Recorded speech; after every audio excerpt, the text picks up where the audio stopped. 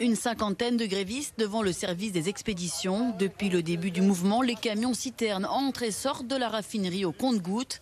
47 en 2 semaines contre 250 par jour en temps normal selon la CGT.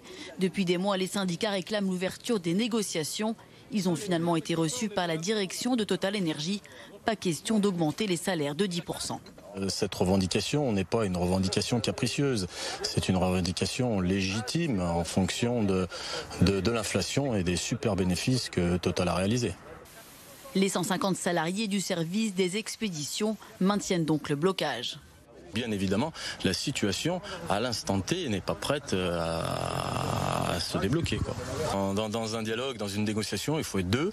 La CGT est présente sur Paris, au siège social, et elle est disposée jusqu'à très tard dans la soirée.